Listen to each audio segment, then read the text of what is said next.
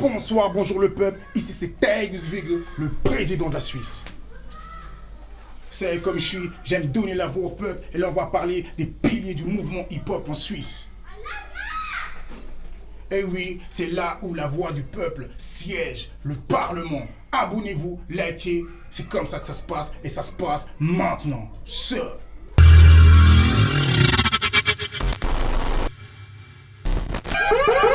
Et oui, le peuple, ici c'est Tijgenswege, on est là, le Parlement, c'est moi-même le président de la Suisse.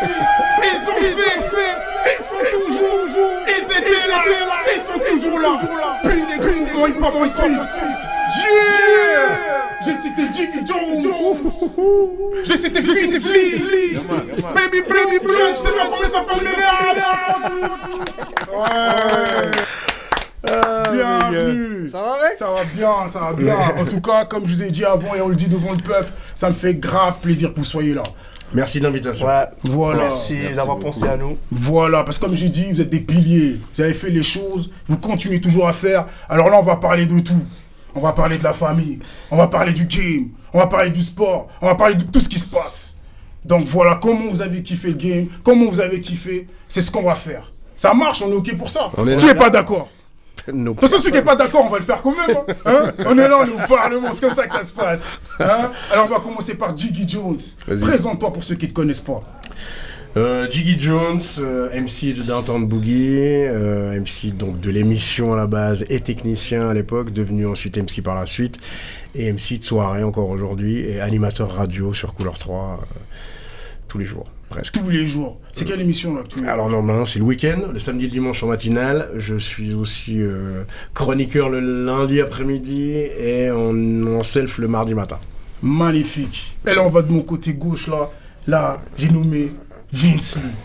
Oui, donc Vince Lee, moi je suis DJ depuis 26 ans maintenant, depuis 97, depuis 2001 je fais partie de Downtown Boogie. Puis aujourd'hui on continue ensemble avec Jones et Green Giant les soirées Downtown Boogie. Moi en parallèle, je bosse toujours à Couleur 3. Mais cette fois avec Géos maintenant pour l'émission Now You Know, et puis je continue à faire des soirées, à tourner, à kiffer ma life quoi. Magnifique. J'ai dit Bug, Chuck, j'ai dit Baby Blue. Et lui-même va se présenter, il va nous dire vraiment qui il est. Encore moi je cherche la réponse si tu veux tout savoir, mais ouais, on connaît sous le nom de Baby Blue aka Chucky Fresh. Ancien animateur de Downtown Boogie, voilà. Je me considère comme un hip-hopologiste, un mec qui kiffe, qui a toujours tout fait pour la culture. Voilà. J'étais dans Downtown, voilà, on a créé ça il y a de nombreuses années, et jusqu'en 2012. Et toujours à fond dans le hip-hop, avec passion et amour. Passion et amour, c'est ce qu'on aime. Là, je voulais même dire Damn Boogie, je me suis dit non, comme tout le monde n'est pas là, tu vois, on va en placer une pour Green Giant. Ouais, Dynamite, on l'envoie aussi, tu vois. Bonjour à Ronti. Et à Géos aussi. Géos aussi, DJ. tu vois. Là, c'est la fraîcheur qui se passe de cette affaire-là. DJ Seb, effectivement, parce que sans DJ Seb, tout ça c'est lui qui m'a ouvert la fenêtre en fait. Vas-y, démarre, tu vois, parce que là, on va sauter. Il n'y a pas de gauche-droite, là, on va sauter. Là, il a dit que c'est lui qui ouvre la fenêtre. On commence par là. On rentre par la fenêtre. C'est Seb. On est tous rentrés par là. C'est Seb, ouais, on est tous rentrés. Il fallait ouvrir par la fenêtre à l'époque. C'est Seb qui a réussi à ouvrir une petite fenêtre. Mais quand tu parles de fenêtre, quelle fenêtre? C'était la fenêtre de Couleur 3, voilà. 94, la petite fenêtre qu'il y avait dans les métissages où Seb a réussi à s'incruster en passant des breakbeats et des vinyles un peu funk soul, des trucs un peu abstraits avec du groove. Et à un moment donné, il lui fallait un MC pour toaster par-dessus. Ouais. C'était les métissages, mais il y avait ces moments un peu hip-hop. Et je suis rentré faire mes quelques heures avec l'animateur mythique de l'époque qui était Eric Grosjean. D'accord. Avec sa fameuse voix. Et au début, j'étais à côté de lui. Puis chaque fois que je voulais parler, je lui faisais signe et il appuyait sur rec. D'accord. Puis des fois, c'était pas assez rapide parce qu'il fallait que j'anime tout de suite à 7 secondes, et à un moment donné il m'a dit c'est quoi, tiens prends le truc, moi je vais aller boire des verres en bas à la cafette. Voilà. Et c'est un peu comme ça que ça a commencé. Et puis après avec le patron de l'époque, il a capté qu'il y avait une certaine énergie qui s'appelait Vincent Stedler. Il nous nous avait proposé, quand Seb est parti, il y a Green Giant qui est arrivé. Et il a senti qu'il y avait une certaine dynamique. Il nous a proposé directement une émission de plusieurs jours dans la semaine. Je crois que ça commençait avec 4 jours dans la semaine. Voilà. Et petit à petit, ça s'est... Cette émission, donc, c'était Downtown Boogie. Voilà. Ça, c'est en 99. Ouais. Et là, on est en 99. Voilà, effectivement, parce qu'il y en a des fois qui connaissent pas vraiment, tu vois, en fait, l'historique, parce qu'on dit bien Boogie ou quoi que ce soit. Toi, maintenant, tu nous as expliqué maintenant comment vous êtes rentré dans la fenêtre. C'est vrai que, toi, dis-nous un peu qu'est-ce que c'est Down Boogie, le nom, et comment ça se fait que toi-même t'es rentré dedans. Alors, le nom, je pourrais pas vous dire, en fait, d'où vient le nom exactement. Le nom, c'est une combinaison de Green Giant et Baby Blue qui ont trouvé le nom en fait, à l'époque, il fallait trouver un nom pour que ça passe dans la grille de couleur 3, quelque chose par rapport à la ville. Donc, il y avait vitrine-ci, trottoir ça, puis nous, avec Green, on est en train de proposer l'émission, on voulait appeler ça Boombox Boogie. Donc, tu vois, un pur terme hip-hop et old school avec le boombox. Et puis, il fallait changer le nom Boombox. On a dit, bon, est-ce que Downtown Boogie passe? Ok. Et on a trouvé ça comme ça a passé. Et c'est devenu un brand que maintenant des soirées depuis... Et la voix d'ailleurs elle vient pas du NBA Live ou le jeu Sega 64 le fameux jeu NBA voilà NBA Jam. Il y a des choses qui rentrent là comme ça les gens comprennent un peu c'est bon NBA Jam, ce jeu de basket ouais je vois c'est vrai c'est du 2 contre 2 et du coup quand un mec il marque à 3 points Downtown ouais c'est ça du coup le Downtown en tout cas cette partie là du drop il vient de là et ça du coup c'est en 99 que ça commence. Alors, parce qu'il d'abord il y avait 2 émissions séparées. Alors c'est ça, c'est qu'il y avait moi avec Green Giants et il y avait Dynamite et Ronti. Et moi, je venais déjà avec toi quand tu étais encore avec Green Giant. Parce qu'il fallait faire une émission best-of une année. J'étais seul et je t'ai demandé de venir passer par la fenêtre. Voilà, tout le monde est passé par la fenêtre en vrai. Mike aussi. Hein. Ouais, c'est Vince, on lui a ouvert un peu la porte parce que c'est Ronti, à un moment donné, il était dépassé, il avait d'autres choses. À un moment donné, il y avait Trouble qui venait un peu par-ci par-là. Et puis, c'est marrant parce que nous, de notre côté, on pensait à Vince. Ronti est venu vers nous pour faire une proposition. Et c'était de Vince. On était là.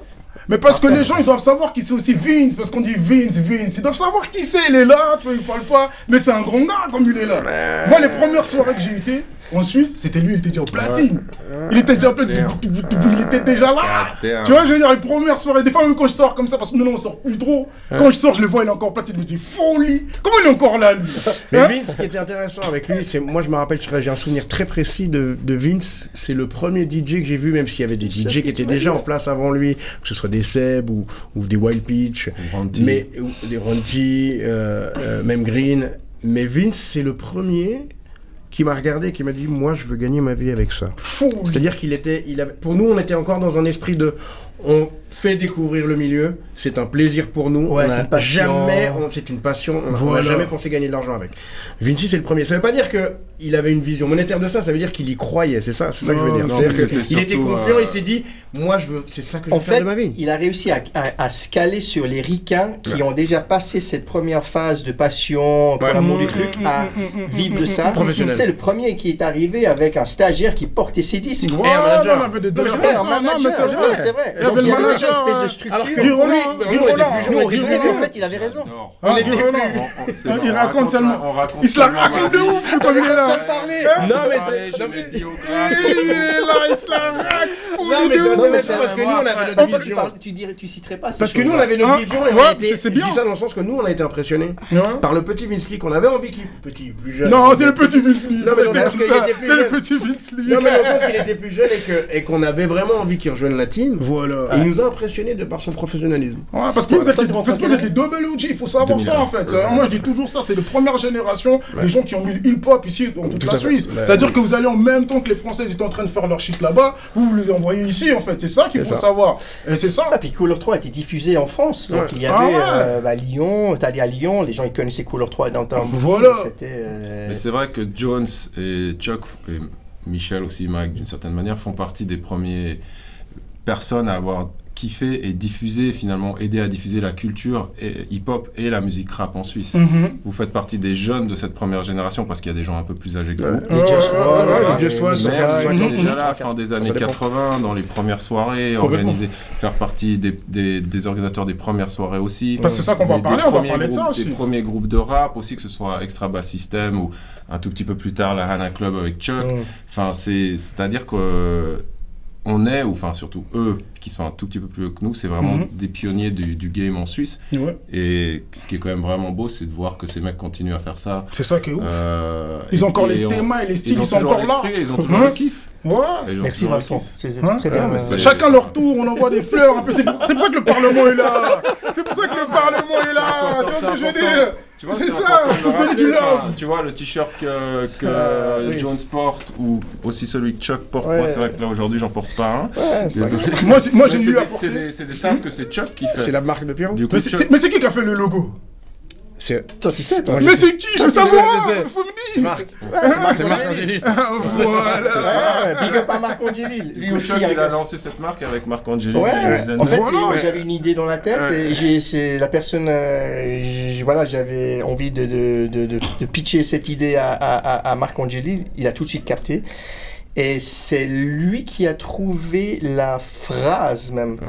C'est lui qui avait trouvé la phrase. Donc moi au début... Au départ, c'était Cotton and Base surtout la marque. Cotton Base, ça oui, mais en fait on a commencé avec des autocollants. Et on voulait une phrase qui frappe, qui appelle, qui... Et moi je voulais You are alive. Et lui m'a dit... et il m'a répondu... Il est revenu avec ça. Et tu sais qui? J'ai interviewé il y a 3 jours qui a le tatou ici. Mec, il y en a moins 3-4 personnes. Ils ont fait même le tatou. Ils ont fait même le tatou. Il a ce tatou là. C'est la 3e personne. Depuis 1000 ans. Parce qu'il était dans le truc avec Marc. Bien sûr. Mais tout ça, moi je dis ça parce que le hip-hop et le rap, le hip-hop c'est une culture et une musique quand même qui est considérée toujours qui est faite et écoutée, on pense souvent par des jeunes en majorité. Et certes, nous on a été jeunes et on l'a écouté et on l'a kiffé quand on a été jeunes, mais en ayant 40, 50 piges, au final on vieillit avec cette culture et on continue à la kiffer, on continue à pratiquer nos disciplines respectives dans cette culture, voire à aller dans d'autres disciplines, tu vois, pour le streetwear par exemple, pour Chuck. Et finalement, moi je trouve ça super positif, tu vois, de pouvoir arriver à vieillir dans cette culture qui est quand même assez jeune, mais qui finalement aussi vieillit avec nous, ou nous on vieillit avec elle, et puis ne pas... Après j'imagine bien qu'il y a des gens qui doivent peut-être se dire qu'est-ce qu'ils font encore là, ces vieux cons, mais au final, nous, je pense que tant que ce soit pour nous ou pour d'autres gens, tant que tu as un kiff, tant que tu as une passion et que ce truc il continue d'exister et de vibrer en toi, il n'y a aucune raison que tu arrêtes en fait. Surtout à partir du moment où on estime qu'on prend la place de personne. T'es pas sûr, peut-être qu'il y en a qui disent que vous prenez les places, hein, oui, comme il a pu le dire, hein, parce que certains, moi je me rappelle, il y a eu un temps, j'étais fâché contre vous. Mais c'est pour ça que je veux dire ça, c'est-à-dire que quand je dis on prend la place de personne, c'est que tout est ouvert. Nous, on avait, quand on est arrivé, on s'est fait notre place parce qu'il n'y avait rien. On a tout créé depuis le départ. Les premières soirées qu'on a organisées à la Dolce Vita, les premières soirées qu'on a organisées à la Dolce Vita, c'était en 93. Après, tu vois, on était dans un club punk et rock. Après, tu vois, tu crois que les gens ils nous ont dit maintenant, forcément, certaines personnes peuvent dire ouais, les vieux ils sont là, qu'ils nous laissent la place, mais la place elle est ouverte. Bon, maintenant la place elle est ouverte grâce aux réseaux sociaux et tout, parce qu'à un moment donné, il n'y avait pas forcément les réseaux sociaux. Non, ça compte, ce shit des réseaux sociaux quand même. Il n'y avait pas internet. Tu vois, exactement, il n'y avait même pas internet. C'est ça que je veux dire. En fait, c'est que là maintenant, grâce aux réseaux sociaux, les gens se disent ah ouais, je peux peut-être faire ci, je peux peut-être faire ça. Tandis que vous allez carrément au charbon directement. Tu vois, c'est ça aussi qui les morceaux, on les faisait découvrir à la radio, ça se passait le cassette en cassette. Ça c'était un truc de fou. À l'époque, et je vais rebondir sur ce que tu disais avant, c'est que je sais déjà à plusieurs reprises, il y a des rappeurs qui venaient vers moi, ou ils n'osaient pas venir vers moi pour en parler, mais ils me considéraient, ou ils nous considérer comme des gatekeepers, ceux qui tiennent, qui sont à la porte, qui disent toi tu rentres, toi tu rentres pas. Mais c'est vrai. Et en fait c'est pas ça, mais c'est déjà nous il fallait déjà qu'on s'occupe de nous, de maintenir notre place. Et c'est vrai que ça peut d'extérieur quand t'es un peu frustré, t'as un rappeur que t'as envie de rentrer dans le game. Je peux comparer ça avec nous à l'époque, il y avait Unique Records et on se disait mais pourquoi on n'arrive à se placer sur un truc ou pourquoi et en fait c'est parce que eux ils doivent déjà faire leur truc.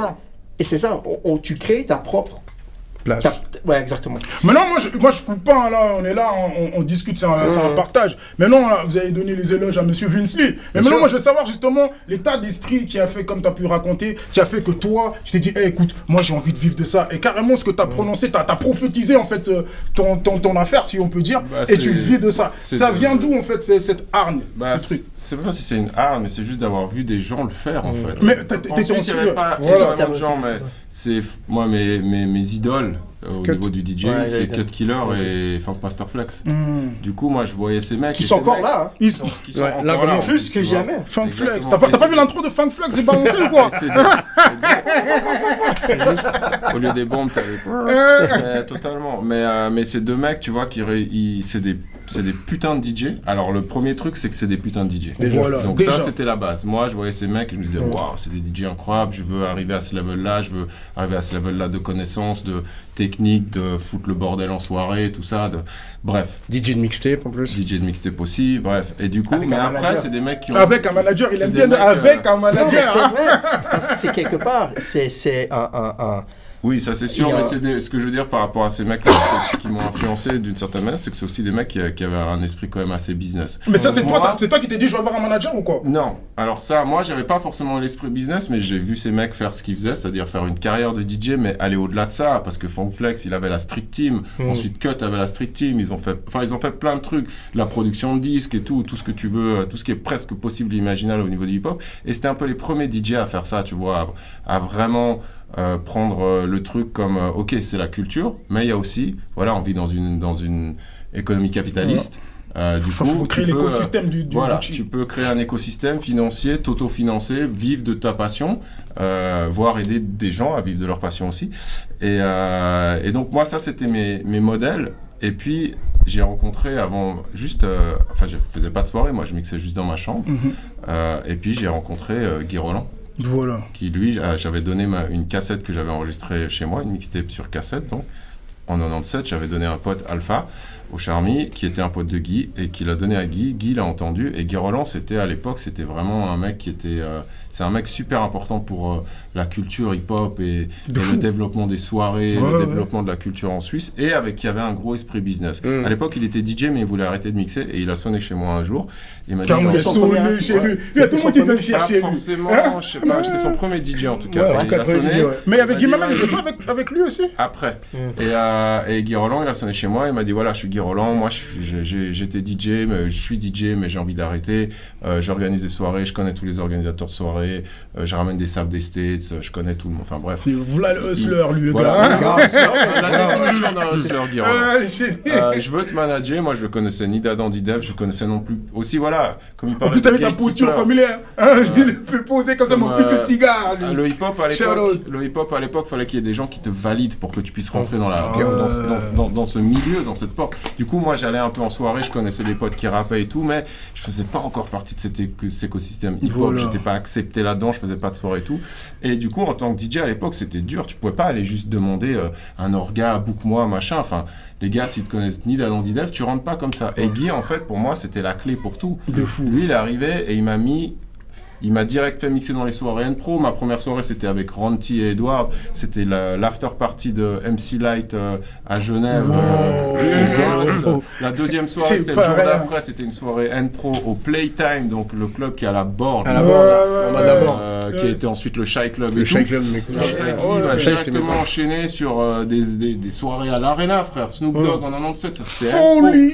C'était aussi N-Pro, Nono. Shout out to qui est Nono N-Pro. quand même, parce que Shout Nono out a fait Nono, partie aussi des N-Pro. premiers Alors organisateurs. Visionnaire, hein, alors visionnaire. là, Soirée Guy Roland. en Guy Roland comme N-Pro, c'est des mecs qui sont visionnaires. C'est Clairement. des mecs qui ont compris qu'il y avait un truc à faire avec le hip-hop et que Ils c'était l'ont amené pas au juste next un level, truc quoi. à faire dans sa cave entre potes. Non, qu'on pouvait l'emmener dans des endroits, des grands clubs, des grands Les clubs, scènes. Même Ne encore, bouquez toi pas tu dis, de attends là on dit rappeurs. club, mais moi je me rappelle il y avait des salles.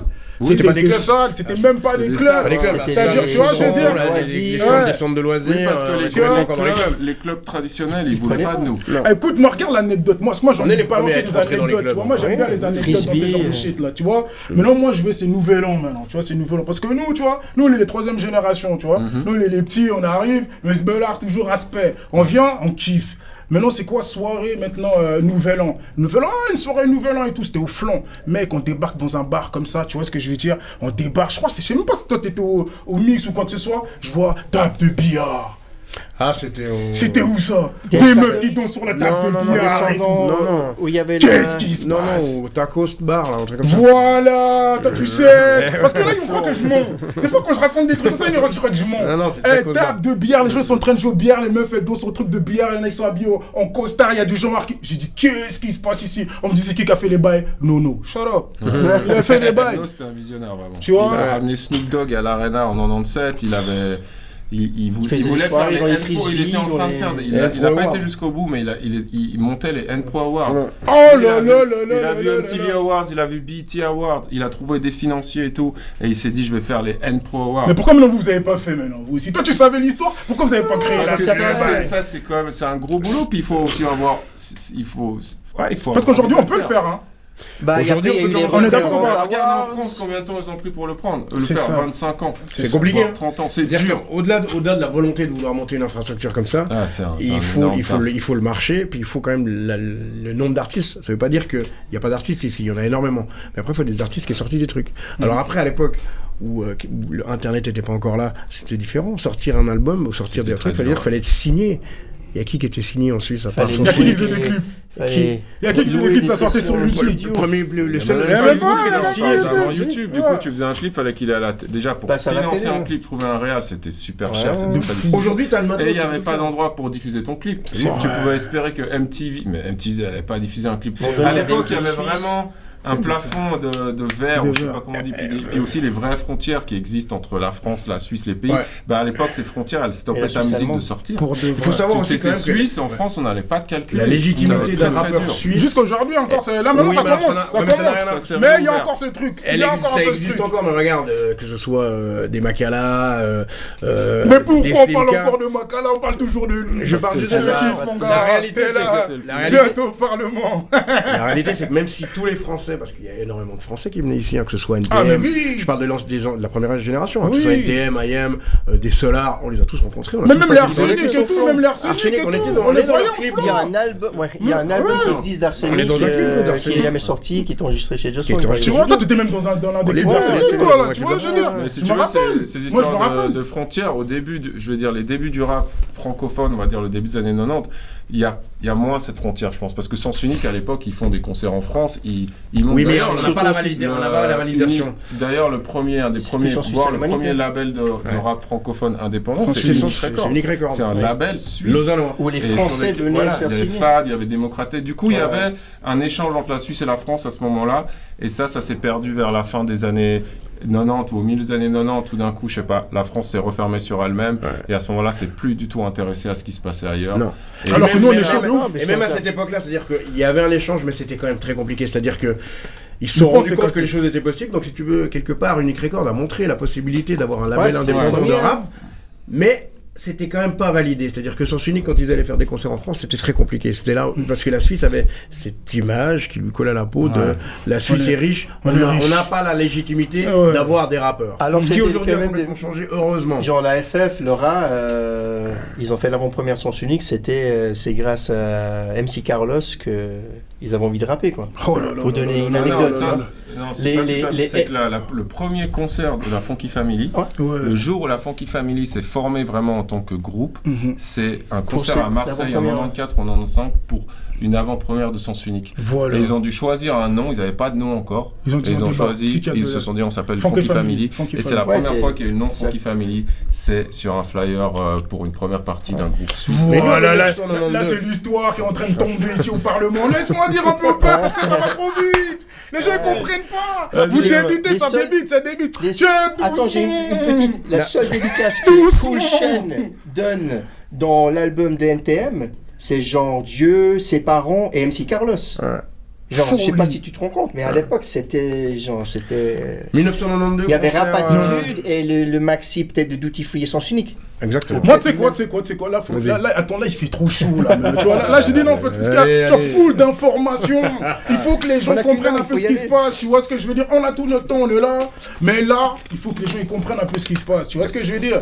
Ça dure que là, vous avez bien entendu que la Suisse est toujours dans la place, on a toujours été là, mais sauf que là, maintenant, on va tout frapper, la vague suisse, ça bat dans le rap français et dans l'industrie. Sauf que comme tu parlais, il y a eu beaucoup de ces gauche-droite, il y a un pont qui s'est cassé, qui s'est détruit. Exact. Tu as donné un nom de Makala. Il est parti prendre l'Olympia là-bas. Il a décroché. Donc salut vraiment au frangin qui fait le bail comme il faut, respect. Parce que ça c'est Genève mais toute la Suisse aussi en même temps. Et le président il est fier, on est tous là fiers.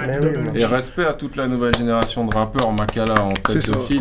Avec cette audace de couper les intermédiaires. Et c'est un truc, souvent à l'époque, les artistes pensaient qu'en faisant un morceau un peu radiophonique avec une chanteuse dans le refrain, ils vont les placer dans Downtown Boogie pour 4 passages, que ça allait les faire booster, tu vois, au top. Et en fait, ce qu'on disait souvent, c'est faites la scène, créez votre public depuis en bas, et ça va prendre naturellement. Et Makala, les Slimka, Extreme, Colors, tous ces mecs, ils ont compris que c'est concert avant tout. Ils ont fait des centaines, si ce n'est pas des milliers de concerts depuis des années. Et t'as vu? Merci. Non, Olympia, faut pas... Merci encore. Ce qui est incroyable, ce qui est marrant, c'est que Slimka, pour la petite histoire, c'est le fils de Malos, Malamine, qui est un gars qui habitait à Mulhouse à l'époque, et qu'on retrouvait à Bienne, à la Coupole, quand on dansait. Voilà. Et la mère de Makala, c'est Valérie, une des old school de Slimka. Slimka, ouais, Slimka. Pas dit Slimka, pardon, Slimka. Ouais. Et sa mère, c'est Valérie, et ils se sont rencontrés comme ça, et c'est le premier enfant de notre génération qu'on a vu naître. C'est magnifique, ça. Moi, tu sais, c'est qui m'a dit ça, c'est Opi. Il m'a dit ce que tu me dis, là. Mais ouais, grave. Malos, c'est un des nôtres, quoi. Depuis 25 ans. C'est un des premiers Français il venait de Mulhouse, il habitait pas par là, il venait de Mulhouse, on le voyait, on lui donnait rendez-vous, on se dit, on n'avait pas de téléphone à l'époque, on n'avait rien du tout. On se dit, on se voit la prochaine soirée. Là, c'est les beepers, là, c'est les mecs de beepers. Même pas. Je te parle mais nous, on se déplaçait à Zurich en milieu de semaine ou à Bâle et on se rencontrait. Parce que oui, c'est juste à côté de Mulhouse, donc c'était un peu ça. Donc lui, c'est vraiment le bébé hip-hop, lui, en fait. Lui, c'est le bébé hip-hop. Donc là, vraiment, c'est en fait une suite logique en même temps. C'est un vrai bébé. Quand t'écoutes les projets de Slimka, No Bad 1, Volume 1, No Bad, surtout les premiers, t'as là des références à des... Il va faire tout d'un coup un petit flow, une petite référence à Das FX, à un petit Guidé. Il était bien éduqué. Non, mais avec ses parents. Tu sens qu'il y a ce background et c'est des étudiants qu'il a dû absorber quand il était bébé et qu'il entendait son daron. Les Schlers, là, vous êtes en train de fumer, là. Il était en fumer des Schlers, maintenant il Malos, Schler à cause de bossait dans le vous. magasin où je bossais à Genève. Il venait en poussette avec son fils. Folie. All Access. Shout out All Access aussi. Ouais, ce que j'aime. Mais All Access, c'est déjà quoi, All Access? All Access, c'était le premier magasin de streetwear qu'il y a eu ici à Lausanne. Et une marque. Et ensuite une marque. Ça a commencé par d'abord être un magasin. C'est Evenderly qui a monté ça, entre autres d'abord avec John Heiniger. Et ensuite, il y a Nicolas Mermont qui est venu dans le truc. Et Evenderly avait ce concept, lui, il était dans le monde du skate. Ouais. Il était tourneur pour des skateurs aux États-Unis.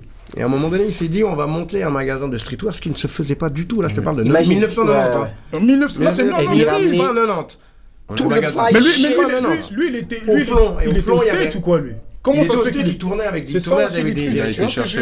Et il ramenait du karaté. Il a ramené des marques américaines, du skate. Et ce qui était étonnant, parce que ça se faisait pas non plus aux États-Unis, c'est-à-dire qu'il a mélangé les deux mondes. Le skate et le hip-hop se mélangeaient pas à l'époque. Les ricains, quand ils venaient ici, ils hallucinaient. Ils disaient, mais comment vous avez réussi à mélanger ces deux mondes? À part Farside, il n'y a personne qui faisait ça. Personne ne le faisait. On parle de 1990, fin 1990. Et ça, les Français, quand ils venaient, ils hallucinaient. Lausanne, la ville, la capitale hip-hop avec Bienne. Tu vois ce que je veux dire? Il y avait avec Bienne, il fallait pas oublier Bienne. Si t'aurais dit ça comme ça, je serais fâché ici au Parlement. Mais tu vois, t'as le flon, t'as plein de studios d'enregistrement, t'as un magasin urbain où t'as du son tout le temps, à Genève dans les paquis. Là, la géographie du game, un peu la géographie comme ça, les frangins, quand ils viennent, ils voient qu'ils ont des styles et tout, ils savent où ça se passe et qui a envoyé les bails. T'as vu, il a des flons, il y a des studios flons. Il y a des magasins, tu vas à Bel Air, tu vas savoir que le flon, non, c'est pas le même, c'est pas le même. Il faut savoir que c'était alternatif. C'était le hood, il faut savoir que le flon à l'époque, il y avait des bons loyers. Non, le flon à l'époque, c'était le Lausanne-Ouchy, donc c'était les hangars du Lausanne-Ouchy, donc le métro. Il y avait rien du tout. Il y avait des prostituées. Il y avait le MAD. Il y avait le MAD, c'était le seul établissement qu'il y avait, le MAD. Et en plus, c'était pas hip-hop, rappelle-toi. Et c'était pas du tout hip-hop. Et il y a eu Sens Unique qui ont monté leur studio Exact. en premier. Ensuite, nous, Extra Bass System qui avons notre studio et All Access. Mais c'est tout. Tout le reste, c'était des entrepôts vides et des prostituées. Chuck, je viens à toi après. Je le laisse continuer. Je viens à toi parce que je sais que t'as des choses. Tu dois cracher le feu. Je sais, tu dois cracher le feu. Donc, ça, je te dis, tranquille. Toi, on a compris comment Vince est rentré dans le jeu. Toi, comment t'es rentré dans le jeu parce que tu parlais aussi des soirées. Comment t'as fait les soirées, toutes ces histoires? Alors, on voit ça. Moi, à la base, je suis un danseur. Donc, moi, j'ai déjà évolué au sein d'une famille musicale. Ma mère était vendeuse de disques. Mon père était le premier DJ noir à Lausanne. En plus, c'est ça, il est métis, le gars. Et puis, en plus, toi aussi, t'es asiate. C'est des bails. Non, mais c'est des bails, tu vois, les mélanges, des mix comme ça, c'est chaud. Tu vois, je veux dire. Moi, au début, moi, tu sais, quand je les voyais, je dis, oh, mais toi, t'es un chinois. Mais moi, je suis pas chinois, je suis vietnamien. Je dis, mais mec, moi, comme tu sais, moi, comme je suis, je dis, ah, vas-y, t'es un chinois, frère, Bruce Lee. Moi, tu sais, comme je suis un enfoiré, moi, je veux dire ou pas. Mais ça, c'est des trucs, c'est aussi important parce que tu dis, on est dans les années 90, il n'y a pas beaucoup de, justement, de gens comme nous, Et là, comme je te parle ça. des années 70. Mon père était le premier 70. DJ noir Vas-y. à Lausanne et en Suisse romande. 1970. Il mixe quoi, papa, là? Là, il mixe quoi, là? Le frère, il mixait ce qu'il mixait. Il venait du Bénin à la base, il avait passé par Paris, après il est arrivé ici. Et il mixait dans un club qui s'appelait Le Grenier, qui était tout en haut de la Tour Bel Air, bien avant. Je te parle des années Wow. 71. Il y avait un club dans la Tour Bel Air en haut. Le Grenier, ça s'appelait. Incroyable. En haut de la Tour Bel Air. C'est un truc de ouf. J'ai une ça. photo de ça, si jamais. Et ma mère était vendeuse de disques, c'est comme ça qu'ils se sont rencontrés. Donc moi, j'ai toujours évolué En fait, tout ça. dans la musique. Après, je suis employé de commerce de formation. Hein. Sauf que je me suis vite rendu compte qu'il y a qu'une chose qui me faisait vibrer, c'était la musique. D'accord. Et j'ai dansé, très tôt, j'ai dansé. Tu parles de quelle année là? Là, début 80, j'ai commencé par du Smurf dans les 83, 84. Pas de groupe ou tout seul ou comment tu commences En ton dansant, tu dis? Ouais. Ah, j'étais seul, mais à l'époque, on était, il y avait les grands, il y avait justement Carlos, tout ça, qui ont 2 ans de plus que moi. Just, qui a 3-4 ans plus que moi. Donc Carlos eux- et Joss qui sont finis. Qui eux. Mais là, tu avaient parles de arrêté qui? Carlos danser. Léal, là? Carlos Ouais. Léal. Donc là, et ils sont DJ à Renan, Festoine. du coup. Ouais, ils sont en Renan, mais eux, ils avaient déjà arrêté de breaker plus ou moins. D'accord. Puis surtout, ils avaient rien à faire de. On était là, les gars, vous apprenez à breaker, ils en avaient rien à foutre. Ils étaient là. Ouais. Pourtant, avec 2 ans qui nous séparaient, mais tu sais comment c'est Ouais, quand bien même. sûr. Voilà, il y avait Jean-Pierre aussi, Sénat. Et du Là, coup. toi, t'es de Lausanne. Là, t'es toujours Moi, je sur suis Lausanne. Lausanne, moi je suis né Ok. Lausanne, grandi Lausanne. Donc là, Ok. on est en 83, donc Excusez-moi. Smurf, 83, 84. Et puis ensuite, vu que toute la première génération de breakers avait arrêté de breaker, et nous, on a été la première génération de danseurs debout. D'accord. Toi, T'as des noms, Daddy. voilà. Vas-y, balance les noms, tu vois. Daddy, il y avait encore Lex Bah, qui était là, qui était un ancien breaker, mais qui avait à qui cette dansait. époque-là, dans le rap, chaque rappeur avait ses backup danseurs. Ouais. T'as les Big Daddy Kane, exactement. enfin tout le monde, il y avait ses danseurs. vrai. Et XBS, ils avaient cette vision, et nous, on a les mecs les plus hype avec Ouais, nous. bah c'est ça, parce que je faisais partie de ce groupe de rap qui s'appelait Extra Bass System. Aldo, qui est un old school justement, qui faisait partie de l'époque de Carlos et de Just, qui s'appelait J-Rose à l'époque, J-Rose, qui est devenu un des premiers rappeurs juste après Carlos. Il a monté ce groupe qui s'appelait XBS, Extra Bass System. Big up à Ah, il y avait donc Aldo, J-Rose, il y avait Enzo, Pop Next. et il y avait 2 Qui producteurs qui étaient Polo et Luz, Yeah. qui étaient les premiers mecs à gérer un sampler. Mais même D'accord. avant Just, hein, ça fait erreur. Parce qu'ils faisaient ça déjà on en Et a reparlé prod. l'autre jour. Ah, les prods, Les t'allais prods. voir sur YouTube pour chercher Bah prods, ouais, hein, tu devais longtemps. inventer Et là, je tout te ton parle shit, hein. de Ça, 1900. Maintenant, fallait même au Estate pour voir un peu les sonorités, Ouais, pour puis essayer de rien, ils pour avaient taper les ton truc, hein. matériel, qu'on Ils avaient comprend le tellement d'années matériel, d'avance. c'était... Et la réalité, c'est que c'est comme pour être DJ à l'époque, il fallait quoi? Acheter des disques, Ado. mais les avoir, si tu pouvais pas les cliquer, quoi que ce Ouais, soit. Donc ouais, c'est-à-dire que ça, t'avais ouais, télécharger. acheter des disques pour les sampler, il fallait avoir une collection de disques, donc une connaissance musicale. Voilà. Tu ne devenais pas producteur ni DJ du jour au lendemain, comme aujourd'hui, tu t'achètes le matériel et tu peux le faire. Voilà. Donc de nouveau, Il y c'est avait pour pas ça de qu'on home parle, studio. on parle de passionné. C'est-à-dire que t'allais pas dépenser tout ton argent si tu savais pas si t'allais aimer ça ou pas, donc t'étais forcément un passionné. Tu devais chercher, tu devais as chercher, des t'avais heures sur le des heures, disquaire, T'avais 3 magasins tu de dois disques. regarder. T'avais 3 magasins de disques qui avaient des imports et qui recevaient des imports une fois par semaine. C'était pas. Mais toi, t'es de la triche, toi, ton père, il a eu, t'es déjà étudié. Non, mais mon père, il était plus là. Lui, Non, son je évidemment, t'explique. il savait déjà les choses. J'explique. Mon père, il était plus là. Il était là, mais après, il est parti. Il D'accord. était plus là. Ok. Donc, la seule chose que j'avais, moi, c'était les vieux disques de ma mère. Mais ma mère, elle écoutait pas, elle écoutait un peu de jazz, de la chanson française. Donc, c'est pas là que j'ai découvert ce que moi j'ai aimé. C'est Ce que t'as très vite. découvert, c'est comment? Comment tu l'as découvert? Parce que tu vois, là, Moi, on a ce qui toujours m'a quelques attiré- bails, hein, sinon. Hein? Moi, ce qui m'a attiré, c'est d'abord la funk, au milieu des années 80. D'accord. Avant le hip-hop. La funk. Bah oui. Je me rappelle très bien, j'ai regardé un concert avec ma... Non, j'entendais les voisins qui regardaient un concert, et ça m'a tiré l'oreille, et je dis, maman, change de chaîne, je veux voir ce que c'est. C'était un concert de Earth, Wind & Fire, Ok. groupe mythique. Le lendemain, je suis allé acheter le vinyle, 1978, j'avais 7 ans. C'est comme ça que j'ai commencé à écouter ma musique, après avoir écouté la Voilà, musique que ouais, ma bien mère sûr, m'a fait les écouter. parents, ouais. Et quand j'ai entendu les premiers morceaux de rap, ça rejoignait Ça exactement rejoignait ce ton- que j'écoutais, ouais. c'est-à-dire toutes les sonorités jazz et funk et soul, et là avec quelque chose de beaucoup plus urbain. Je me suis dit putain, mais ça c'est moi quoi. Moi, j'ai une question aussi à te poser parce que moi, ça m'intéresse ce genre de. Tu vois, le mouvement hip-hop, c'est, tu vois, c'est un mouvement, tu vois, de protestation, tu vois ce que je veux dire ou pas. Tu vois, où tu dois vraiment t'imposer et faire toute cette affaire. Tu vois, on parle des années 70, 80, 90. Comment ça se passe en tant que métis, maintenant dans ce mouvement-là, en même temps, tu vois que le hip-hop est là, et puis le regard que les gens portent sur toi. Comment ça se passe? Moi, j'ai envie de savoir ça. Alors la m'intéresse. vérité, c'est que c'est pas comme maintenant, ou même au début des années 90, où c'était un peu trendy d'être métis ou d'être noir. Faut revenir dans les années 70. Le racisme n'était pas violent, mais il était existant. C'est-à-dire qu'il y avait une différence. Ça veut dire que on te faisait bien comprendre que tu étais différent. D'accord. Quand même. À l'école déjà. Hein. Moi, à l'école, en première école d'école enfantine, je me faisais attacher aux chaises, je me faisais foutre des claques et je me mettais, on mettait du scotch sur la bouche, juste parce que j'étais différent. On est à Lausanne, hein, 1973. Il y avait d'autres métis ou d'autres. Non, bah non, il n'y en avait racisés. pas. Il y en avait pas. J'ai toujours été le seul métis ou le seul renard de tous les Toi, collèges maintenant, où toi, j'ai tu te été. considérais comme un métis. Tu sais, toi, tu te considérais comme quoi maintenant? Tu te considérais juste comme quelqu'un de différent, frère. Ah ouais. Et puis quand on a commencé à en voir un ou deux autres, t'étais là, ah ouais. Ah, t'es content? Je me rappelle l'autre jour, je me suis retrouvé avec une amie à ma mère qui m'a dit quand t'étais petit, quand t'avais donc 8-9 ans, on t'a emmené à Paris. Parce que ma mère avait pas d'argent, donc je partais avec des amis à ma mère. Elle m'a dit on t'a emmené à Paris, on est arrivé au Hall, tu voulais plus partir parce que t'avais vu plein de Renois. Ouais, c'est ça. Alors que tu t'en voyais jamais. Alors que j'en voyais jamais. Mais c'est elle qui m'a raconté ça, mais des années après. Elle m'a dit il y avait plein de Renois et de Tismé et tu regardais ça comme ça et tu voulais pas partir. Là, maintenant, c'est l'époque où il avait l'afro. Hein? Là, il avait l'afro, là. Parce qu'à cette époque-là aussi en Suisse, il y avait quoi? Il y avait des Italiens, des Portugais. Et des Italiens. Mais toi, c'est un peu la même chose. Mais c'est aussi Espagnols. pour ça qu'on s'est tous retrouvés dans le hip-hop. Je fais un pont avec ce que tu viens de dire. C'est que tous les immigrés, on ressentait tous la même C'est chose. ça que j'entends les dire. fils d'immigrés espagnols, les fils d'immigrés italiens, ils vivaient la même chose à leur manière. C'était les secondos, leurs parents étaient venus là pour travailler, pour des raisons de travail. Après, ils ont fait des réunions familiales pour faire des accords avec leur pays pour pouvoir rester. Mais à un moment donné, c'est ce qui nous a unis dans le hip-hop. Voilà. C'est-à-dire qu'on s'est tous retrouvés avec une culture qui nous parlait. Voilà. Donc, avec laquelle qui était devenue notre famille et on se reconnaissait, on Au-delà n'avait même des aucun frontières. souci. Ouais. Et c'est ça qui a créé cette unité initiale du hip-hop au départ. Mais jusqu'à peu aujourd'hui, je pense encore aussi. Toujours. Hein. Bon, c'est un peu Toujours. plus ouvert, mais c'est un peu. Mais toujours, Et toi, tu te reconnais un peu dans ça parce que effectivement, comme je disais, toi, j'ai dit, t'étais justement asiatique. Non, moi c'était quand même pas aussi fort, tu vois. Déjà, je suis un petit peu plus jeune. Ça a changé. On a 8-9 ans de T'as quelle différence. tête? T'es J'ai 44, je suis né en 79. Ouais, Du coup, 8 ans de moi, différence. mon enfance, c'est les années 80. Lui, son enfance, vraiment, c'est les années 70. Ouais. Et du coup, je pense que ça, je l'ai moins vécu.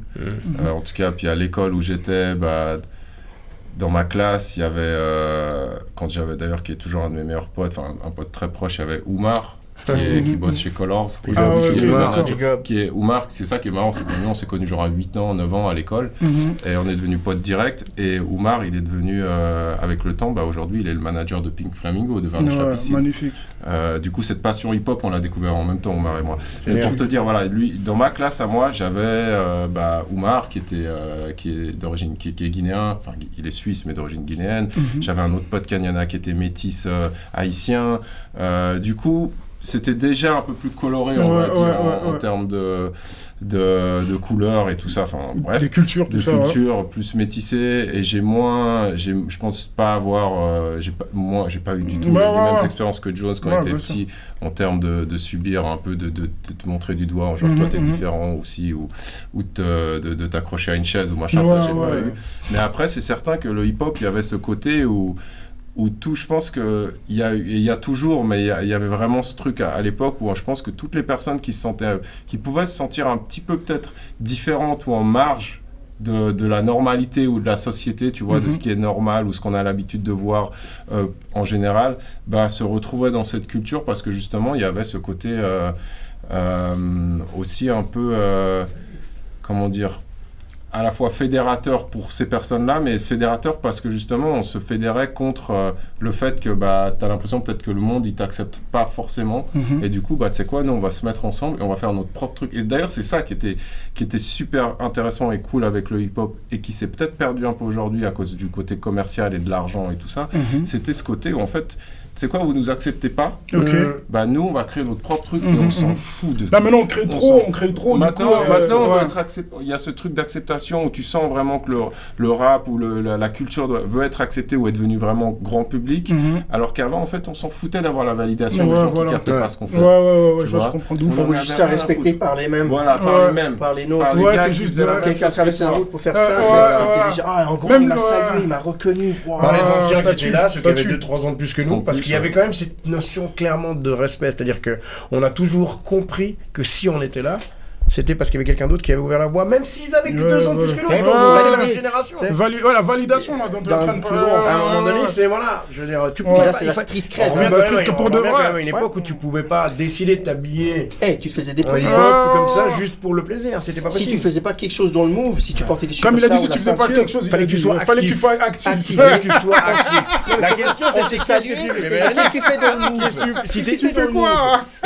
T'avais intérêt à il faire fallait quelque chose. valider, Tu fallait peux- que tu saches. Parce que sinon, fallait tu peux pas t'habiller comme ça. C'est mort, sinon t'es en soccer, tu C'était un vois. poseur ou un soccer. Exactement. T'étais En en termes, les poseurs, Ouais. Soccer, c'est ça. Tu c'était fais réel, style, hein. mais tu fais rien dans le délire. C'était mec. Mais réel. aujourd'hui, il y a que ça. Hein. Après, l'époque a changé, on est obligé, on peut pas comparer Non, parce que on peut l'époque pas a dire autre chose, changé. il faut dire les termes. Aujourd'hui, Oui. c'est non. C'est- Faut pas dire ça a changé. Vous, non, comme vous avez dit, Mais faut l'époque rester a comme changé. on est, faut rester comme on est. Oui, mais on est obligé de, On- on est obligé de, on évolue, d'accepter On peut l'évolution évoluer, quand faut même. évoluer, mais il faut dire les choses. Ce qu'il y a de bien, il faut garder. Les Ce qu'il y a de mauvais, il perspectives faut vont dire. changer. Bien C'est ça qui est Non, mais important. le aussi. respect, Le c'est Parlement tout. est fait pour ça. Le, Tu vois, on je est veux dire. d'accord. Hein. Le respect, c'est une chose qu'il faudra que tu regardes et on est bien d'accord. Après, aujourd'hui, c'est pas parce que tu vas t'acheter une paire de baskets que tu vas te faire débrouiller. Tu vois ce que je veux dire?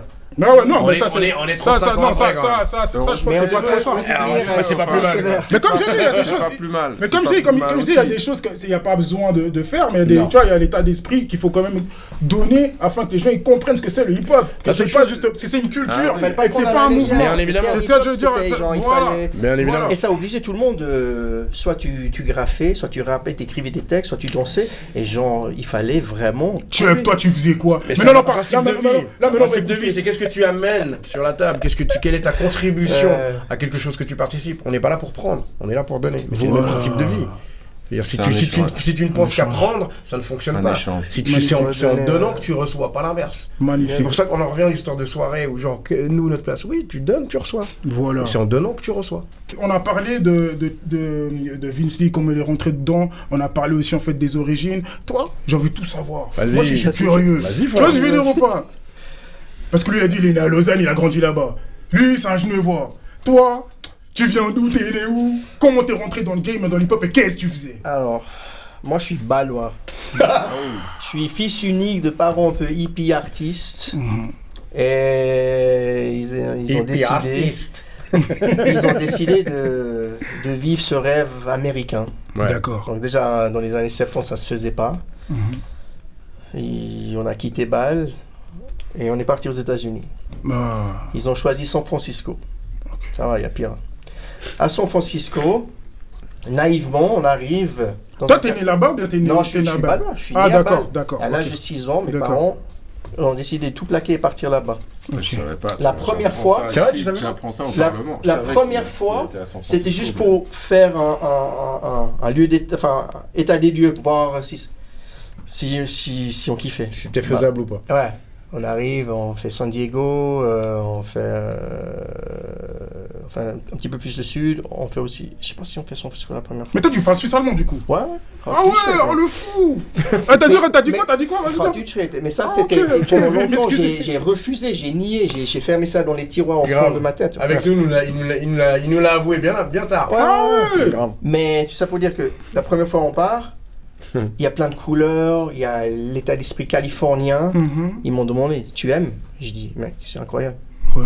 On est revenu, on a tout plaqué, on est parti pour de bon. Ah Et ouais. là, naïvement, je dis, on arrive à San Francisco dans un quartier Du coup, à c'est quelle l'époque, année est-ce que vous installez là-bas? 79 T'as 80. 7 ans. Hein. Donc, Ouais, ouais. donc là, ça fait. Donc, tu as fait une année seulement là-bas? Tu dis 79, 80. Non, Non, non, là, c'est l'année où je pars, où il j'arrive arrive. à San Francisco, Ok. avec un espèce de un cargo avec nos affaires au milieu Ouais. d'une route, au milieu d'un chemin. Ah oui. Il n'y a que des Asiatiques, Mhm. des Asiates et des Renois. Ouais. Ironiquement, je suis le seul blanc. Ah Un ouais. Balois, avec un chien, Tu parles même pas anglais maintenant. pas un mot. Et Ouais. comme un ovni, il y a un truc qui arrive et on est en train on a un appart et on est en train de... T'emménages. Et là, c'est un peu le hood, quoi. Genre, je suis à côté des Mission Projects, hein, c'est chaud. Mais tout de suite, il y a un truc, tu t'adaptes à l'environnement. Je fais pousser un peu mes cheveux, je vais les mettre un peu lisses en arrière pour être comme un Chicanos, tu vois. Il n'y avait que des Mexicains, des Asiates et des Renois. Et tu te balades dans les rues, tu joues au ballon dans les rues, tu vas chercher les ballons sous les voitures, tu es un peu sale, tu te fais un peu dépouiller, donc tu apprends à comment éviter des trucs. Okay. On a vécu 2-3 ans vraiment à San Francisco, dans le quartier qui est aujourd'hui devenu...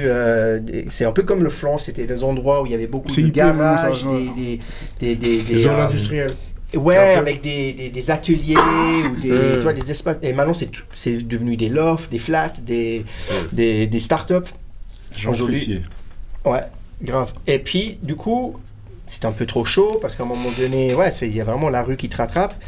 Ils ont décidé de partir dans un environnement complètement opposé. C'est dans un village de hippies, un village de surfeurs à 40 minutes de San Francisco, de l'autre côté du pont. Bolinas. À Bolinas. Et c'est un endroit hyper caché. Mais le hip-hop, il se trouve où? Le hip-hop, il rentre comment maintenant dans tout ça? Le hip-hop, dans ma vie, il est rentré... Alors, ça a commencé dans les rues de San Francisco, où je vois des grosses lowriders, des caisses sur je sais pas moi, la P-Funk, de Egyptian Lover, des Atomic Dog, non mais vraiment. Et je me souviens, le premier gars en face de moi qui fait le robot. Ah ouais, voilà. C'est en 80, et j'hallucine. Je me dis, mais c'est quoi ça? Qu'est-ce qui se passe? Et donc ça, c'était ma première, mon première, exactement. Et ensuite, il y a Beat Street, Breaking, il y a les Jeux Olympiques 84. Avec Lionel Richie. Il y a où ça break, Lionel Richie, les New York City. Et là, dans le village hippie, tout le monde est breaker. Tout le monde se balade avec les cartons pliés et on se fait des... Et ce qui est intéressant, c'est que c'est quand même mondial ce dont il parle, parce que nous, on l'a vécu ici. Enfin, moi, je l'ai vécu ici, alors que j'étais à Lausanne. C'est fou, les Jeux Olympiques de 84 sont super importants pour ça. Mais... Parce que à la cérémonie d'ouverture, c'est la première fois que le monde est exposé à du breakdance. C'est la première fois qu'on voit du breakdance dans un événement télévisé, officiel, médiatisé, officiel, mondial, qui est regardé par tout sur la planète. Tout d'un coup, en 84, le monde entier découvre vraiment le hip-hop à travers la danse. 84, il y a vraiment 3 gros trucs. Il y a ça.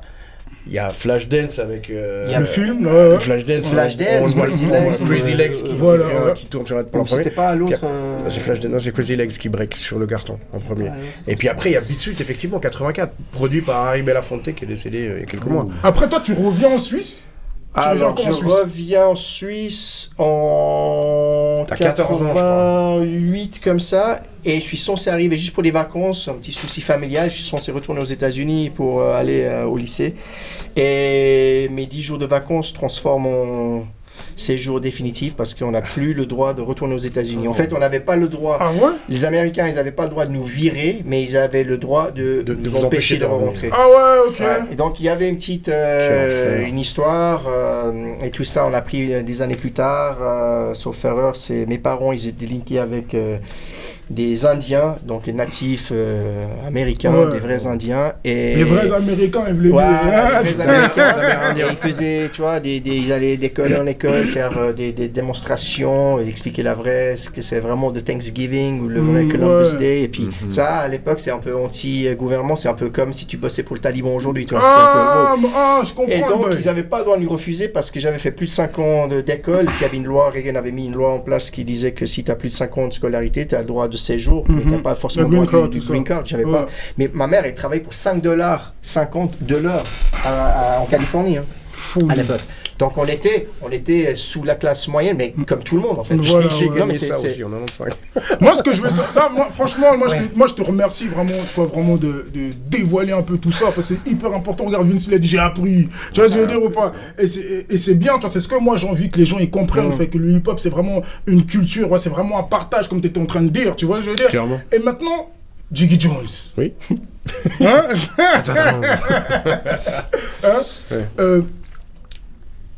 C'est ça que moi je posais comme question, mais comment ça se fait que maintenant toute l'équipe là ils parlent anglais? Là j'ai compris. Parce que là maintenant tu nous expliquais comment choper les DVD, non pas les DVD, les sons, tu vois. fallait choper les sons, comment on devait choper les sons, parce que vous étiez avant Internet. Il y avait pas, on parle pas de YouTube, on parle pas d'Instagram, on parle pas de Snap. Ça veut dire que si tu voulais savoir ce qui se passe, où fallait aller en soirée, fallait que t'écoutes Dandian Boogie. Si tu voulais, moi les premiers sons que j'ai entendus, les K-Moon, les Oh Boy, c'était sur Dandian Boogie. Quand il y avait des gars qui étaient au placard, on s'attrapait de purée, mec, je vais aller dans cette soirée, pourquoi? Parce qu'il y a Jiggy Jones ou Danny Mike ou Blue. Il a dit, ah les gars, il y a cette soirée là. Moi je veux savoir comment vous étiez connectés au niveau de la musique, surtout aussi qui balançait les sons. Je crois qu'on était. Je crois qu'on était tellement. On avait déjà pour le côté anglophone. Alors le côté anglophone, même si on a fait partie aussi des premiers groupes de rap français, notre kiff ça a quand même été toujours le rap américain. Oui. Très vite. Parce que vu qu'on a connu les débuts, on est un peu resté croché sur c'est la terre-mère, c'est les débuts. Oui. Et puis après moi je suis parti habiter à New York avec Seb. Ah, tu vois. Moi, d'abord, je suis allé une première fois avec mon père en 87 et j'y suis retourné avec Seb. Non, je suis retourné plusieurs fois, c'est-à-dire que justement avec les magasins All Access, je faisais les achats pour le magasin All Access. Donc entre 94, 94, 95, je faisais des allers-retours pour faire les achats. J'étais avec toi en 95. Dont une fois avec et une fois en 96, je suis parti habiter avec Seb, DJ Seb. Ouais, DJ Seb. Et on est parti habiter, on a habité à Brooklyn une année. En plein Brooklyn, au milieu des années 90. C'est-à-dire vraiment la meilleure période new-yorkaise en termes de hip-hop. Tu pouvais là, tu pouvais te faire tuer là pour rien là-bas. Là. Alors déjà, mais surtout, tu pouvais, en termes d'énergie, c'était la Mecque. Tu pouvais pas trouver une meilleure période que d'être à New York à ce moment-là. C'est-à-dire que et c'est là où je bossais dans un magasin. Sa chance là-bas. Seb est parti pour tenter sa chance. Moi, j'ai parti, j'avais 25 ans. Je venais de me faire larguer. J'étais là, qui vient, on va vivre notre rêve américain. Il parlait du rêve américain de ses parents. Nous, on l'a vécu. Je suis parti avec Seb, on est partis les deux. On arrive à New York, on arrive à Brooklyn, on prend un appart et on était là au milieu de Brooklyn. Mais là, tu parles pas anglais là du coup. Bah, je parle anglais de ce que j'ai appris à l'école. Après l'école et tout. Ce que t'as appris à l'école et ce que tu connais déjà, parce que le fait d'écouter quand même énormément de rap. Ouais, mais nous c'est comme ça. Nous c'est comme ça qu'on a essayé de crocher les trucs. Mais sauf que eux, ils avaient quand même un level en plus. Même des fois, je dis mais comment ça se fait? Et là, tu nous dis les choses. Continue mon copain. Et puis après, moi, j'ai bossé. Il disait que sa mère, elle gagnait $5 de l'heure. Moi, j'ai bossé pendant une année. Je gagnais $5 de l'heure dans un magasin en plein Broadway où j'ai vu passer tout le monde. J'ai vu passer Vidi, Biggie, j'ai vu passer Alia, j'ai vu passer Avoc. Répète. T'as vu passer qui? Biggie, on l'a vu Biggie 2 semaines avant qu'il meure, il était sur le trottoir en face de nous. J'ai vu Avoc et Prodigy qui sont venus. Alia, je lui ai vendu un t-shirt. Et c'était New York, c'était la Mecque. Il était dans les poumons. C'était normal. C'était incroyable. C'est-à-dire que moi j'allais bosser, je croisais les mecs de Elta Skelta, ils habitaient à côté. Enfin voilà, c'est New York au milieu des années 90. C'est la Mecque à un moment donné. Tu fais partie du paysage. Il faut savoir qu'à cette époque, pour ceux qui sont plus jeunes, le rap, il venait strictement, pratiquement 80-90% du rap qui était écouté dans le monde entier, il était produit et enregistré à New York par des New-Yorkais. Ouais.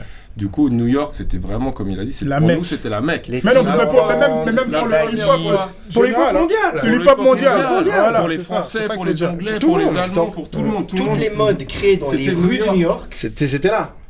Donc, vient à ce quartier là-bas. Quand tu arrives à New York dans les années 90 pour la première fois et que tu dis au chauffeur, tu arrives à JFK, tu rentres dans le taxi et que tu demandes au chauffeur de taxi, mets-moi Hot 97.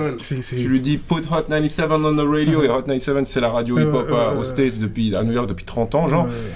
C'est un truc de fini, en fait. C'est fini, c'est dans un film. C'est dans un film. T'es dans un film, t'es dans ton film. Aujourd'hui, le hip-hop. Le film est réel. Le film est réel. Le film est réel. Aujourd'hui, le rap, il vient de partout. Tu vois, t'as du bon rap, t'as du rap de partout qui est écouté de partout. Et si je peux rebondir là-dessus. On a vécu des soirées. On s'est retrouvés les deux au tunnel. Un club, tu cherches le tunnel, tu regardes faire tes recherches. Le tunnel, dimanche club soir des années 90 en plein Times Square. Il fallait rentrer, t'avais un machin de détecteur métal. Détecteur de métal, t'enlèves des chaussures. Mais dans la soirée, t'enlèves les chaussures. T'enlèves tes chaussures pour rentrer. Puis je te jure que c'était pas la même chose. Il fallait vraiment être courageux. Mais nous, on s'est fait. Meilleure soirée de ma vie. Il y a eu les coups de feu quand ils nous ont fermés devant nous. Non, c'était avec Yves. Et nous, on était là, la meilleure soirée. C'est des soirées où tu pouvais croiser des Tupac, c'est des soirées où tu pouvais croiser. Parce que les mecs, ils sortaient. T'as fait combien de temps là-bas? Moi, j'ai fait une année. Ouais, une année. Donc là, justement, comme t'as pu relever, donc là, t'as assimilé l'anglais. Ouais. T'as géré toute cette affaire-là. Mais tu t'es pas dit, je vais rester là-bas. Si. Mais comment c'est que t'es revenu? Je suis revenu parce qu'à un moment donné, j'avais plus d'argent. Parce que gagner $5 de l'heure. Ouais, ça joue. Payer un appart qui, déjà à l'époque, on est en milieu des années 90, te coûtait les yeux de la tête. C'était impossible de. Tu vois pourquoi moi, je suis pas parti vivre là-bas? Moi, j'allais hustle, frérot. Moi, j'allais bicrave, moi, si j'étais là-bas, ça allait dur pour moi, tu vois, je veux dire, et du coup, tu peux pas. Façon, quand tu viens d'ici, quand même, c'est compliqué. C'est Et du coup, je suis compliqué de rentré en me disant, ok, je vais repartir. Après, frère, à un moment donné, T'as créé ton financièrement, outil, tu sais que t'as c'est créé. compliqué, puis après, tu te dis, ok, tu pèses le pour et le contre. Mais ça a été très compliqué pour moi de revenir de New York. Ouais, bien sûr. Pendant 15 ans, j'y suis pas retourné. J'ai fait une croix sur cette ville qui m'avait donné vie intérieurement d'une certaine manière. J'avais juste pas envie d'être ici. Mais je savais que c'était très compliqué. Donc Ouais, je suis pas retourné. la Et encore vérité. aujourd'hui, j'ai pas envie d'y aller parce que je sais que je vais aller vouloir rechercher des choses que j'ai vécues qui n'existent Voilà, plus. Il y a la gentrification qui est passée par là. Voilà. C'est mort. C'est mort. L'autre jour, je suis allé sur Google Earth, je suis allé regarder où j'habitais avec Seb. Ça joue Ça plus. change. C'est une Tout a ville de changé. bobos, ouais. Ouais. Alors que c'est en plein Brooklyn où il y avait des crackheads qui Ouais. mouraient, qui se faisaient tirer dessus la nuit. Enfin, tu vois, je veux dire, Ouais. je dis pas que j'ai envie de retrouver cette Mais ambiance-là. moi, je crois qu'il voulait retrouver ça, moi. Tu sais, je me souviens quand Seb est parti, Ouais. et il me disait, mais toi, pourquoi toi tu veux rester? Et moi, je lui disais, écoute, si nous on part à New York, si je te rejoins pour partir à New York, je serai un parmi des millions. Ouais. Voilà. Si exact. je reste en Suisse, Exactement. on peut créer quelque Exactement. chose. Magnifique. Et c'est pour ça qu'on est rentré. Et alors, Et qu'on est il y a, resté il y a deux surtout. côtés de voir la chose. C'est Lui, magnifique. je pense qu'il a vu ça style. Yeah, bro. Ouais, t'as un chiard, Les gardes t'oses de pas. base. Ouais, Exactement. ouais. Mais moi, je voyais ça, j'avais suffisamment de confiance en moi, est-ce que je vais aller, de dire non, je préfère réussir ici et créer des choses ici, et je suis en place ici. Tu trouves que t'as réussi? Mais Bah, avec du recul, oui, parce qu'on a créé mais avec du recul, on a vu. énormément de choses, des plateformes, des façons de parler, des façons de saluer, Quand un rappeur vient en me dit, mec, c'est grâce à toi que je rappe. Pour moi, c'est un truc de beau. Après, il y a deux choses, hein. Il a entièrement raison, mais il y a deux choses. T'as l'impression que c'est beaucoup plus facile d'évoluer dans un milieu où l'énergie est autour de toi et elle ne vient pas de toi. En revanche, quand tu reviens ici, Y a l'énergie, elle n'était pas autour de Y a toi. rien. Donc, elle venait de nous. Donc, c'est beaucoup plus difficile, si tu veux, quelque part, de se Y a dire, ça ok, aussi, ouais. parce que déjà, t'as pas d'exemple, c'est pas là, c'est pas quelque chose qui te tire. Ouais. Ça doit venir de toi. Si toi, t'es pas motivé, il se passe rien du tout. Mais en fait, c'est ça Donc, on qui a a... tout monté from scratch. Il y avait rien, Ouais, que dalle. ouais, Les ouais. premières soirées qu'on a organisées, que dalle. C'est fou. L'identité de Downtown Boogie, c'est ça aussi, c'est qu'on voulait... On vivait tellement ce truc ricain, Ouais, de fou. entre Source Magazine, les MTV Raps, les double XL, tout mixtapes, ça. là, ouais, mais c'est tu vois, grave, les tout ça. mixtapes, Ouais. que c'était le prolongement. On se prenait pour les Stretch et Bobito. C'est ce qu'on. ça tue. Et quelque part, il y avait chaque fois qu'un rappeur qui était un peu comme nous, mais un rappeur confirmé, que ce soit français ou ricain, quand il entendait l'intro de l'émission et qu'il Ouais. entendait les DJ faire des enchaînements, il se disait ah ouais, mais en Qu'est-ce qui fait, se il y a passe des ici choses ici. Il y a C'est- des choses tu vois. ici qui se Et quand passent. ils font le concert, parce qu'ils venaient en direct et dire ouais, dans 2 heures on est à Bienne, et tu rentres dans un truc qui s'appelle la Coupe de Coupe, Bienne, et ils ouais. voient tout le monde. Tu sens ça pue l'hip-hop. Ça schlingue le hip-hop. Sur la wow, c'est c'est tellement plus hip-hop. ça. Schlingue de ouf. Oh, c'est plus hip-hop que tu vois, les mecs ils dansent. Ouais, ils sont là. ouais. Mais c'est encore plus hip-hop que chez nous. Ça, il y a quand même des Puis, voilà. ça, Non, c'est une mais, fierté parce qu'à un ça, moment c'est une donné, vraie il est vrai fierté, que hein. t'as quand même ce truc où les gens ne croyaient pas en la Suisse jusqu'à ce qu'à un moment donné ils viennent. Mais je parlais des Français, t'as la même Ouais. chose. Et les mecs d'un coup ils se retrouvent, ils se disent Mais qu'est-ce putain, qui les se mecs passe ils ici? kiffent autant, c'est comme nous. Ils Ouais. sont Pire, eux se même. sentaient à la maison Ouais. et étaient impressionnés parce que nous on vivait. Mais nous on le vivait pour le vivre, hein. On n'était Quand- pas en train de vouloir montrer. Quand t'as les Mr. C, donc les DJ de Biggie, Big qui Daddy venaient avec Kane. des crates en bois, parce que c'est comme ça qu'ils voyageaient. Donc je sais pas Des combien de caisses de crates, bois des avec caisses des avec des Ah ouais. vinyles. Et il met un morceau. All About the Benjamins. Tout le monde chante. Et nous, Tout le on monde sait, chante. nous, on Non, connaît. non, et Tout le nous, monde connaît. et nous, on l'a peut-être déjà entendu Ouais. et on l'entend. Et on dirait que et le mec il dit ah ouais c'est comme un C'est MC. comme un MC. Et il fait, et à la fin il dit ah, j'ai vu que vous avez kiffé, j'ai 4 exemplaires, tenez 2. Folie. C'est all about the Tenez 2. Benjamins. Tenez 2. Et ça, Ah il faut voir, ouais. tu vois, avant, il fallait vraiment se C'est dingue, déplacer ça. ou aller chercher les choses. Ouais. Voilà. T'avais pas accès à la culture à travers un écran comme Moi j'avais un aujourd'hui. téléphone.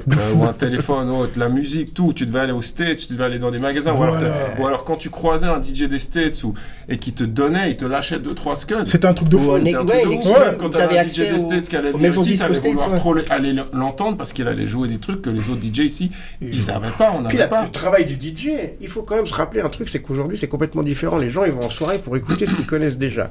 À l'époque, les Ouais, gens c'est pas la même allaient en soirée Là, il va nous pour expliquer un petit peu qu'est-ce qui se passe. découvrir la musique à travers le DJ. La seule personne qui pouvait te faire découvrir quelque chose que tu ne connaissais pas, Ouais. c'était le DJ. Mais maintenant, moi, c'est ça que je veux Donc dire tu maintenant. fermais ta gueule et t'écoutais. Mais Et puis ça, quand il y avait un truc exceptionnel, t'allais lui demander ce que c'était.